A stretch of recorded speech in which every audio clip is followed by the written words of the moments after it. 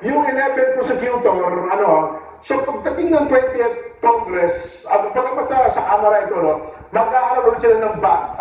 Wala na pala silang iyakan kasi kung dead na. Wala na. Wala na rin po silang, wala na rin yung composition ng...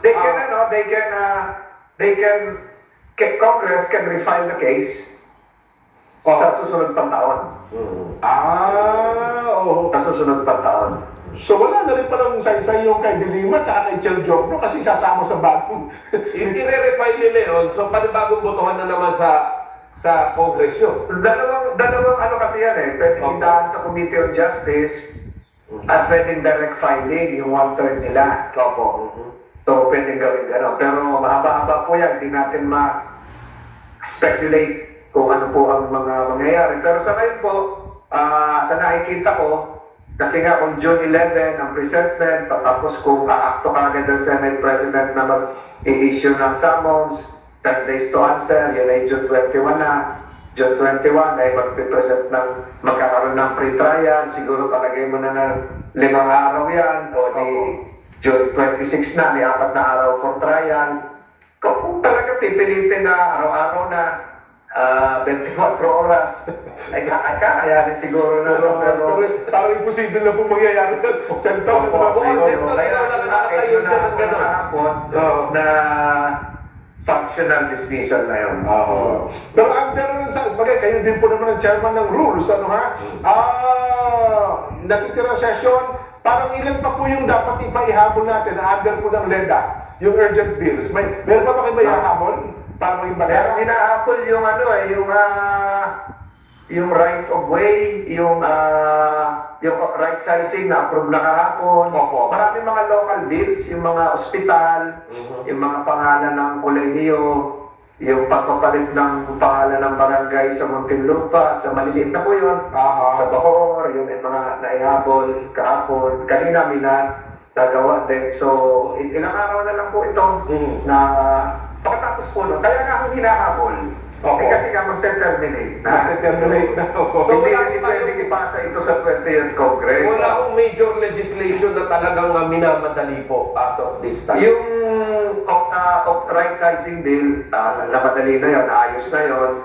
Ito pong right of way bill, hindi ko alam kung maihahabol, period of amendments pa yan. Sa ngayon, wala na akong masyadong nakikita pa. Pero napakarami na na mga panukalang batas pa na alam niyo po kaya hinahabol? Kasi nga mag-terminate na. Terminate na yung term ninyo. Kaya wala nang carry over yun. Diba? Kasi kung may carry over yun, magpapadala ipasa sa 20th Congress, diba? Sila na magtuloy. Kailangan doon, pagdating ng 20th Congress, i-refine na. Kasi it's true with impeachment. Kasi pinupunto nila sa akin, hindi, ang impeachment court na yan, sui generis ito eh. Kapag pero yung kagaya po ng mga regional trial courts, court of appeals, permanent po yun eh. Permanent po yung kahit magpalit yung judges, araw-araw po, may hearing yun. Nandun talaga yung court. Pero ito pong impeachment case, this is an ad hoc impeachment trial court. Bihira lang ito maitatag. At may lifespan po ito. Yung lifespan po nito ay yung Congress kung saan nagsimula yung kaso. So yung ding Kongresong yun ang magtatapos ng kaso. Malaking pagkakaiba po sa mga RTC o MTC na pwedeng palitan yung judges kasi continuing court talaga, yung may jurisdiction yun na binigay ng batas. Ito po, ang jurisdiction ang nagbigay lang ay sa ligang batas. Binigay doon sa Kongresong yun at hindi pinapasa sa ibang Kongreso. Kaya yung nagtasabi na may continuing, ituro nyo sa akin kung saan nakalagay na sa batas na provision yun sa saligang batas. Wala naman sila maituro, di wala. Sentol, nako, salamat po ng marami. Natatapos mo ng term, pero ang termino yung pustakan ng mamamayan, hindi po natatapos, Sentol, ha?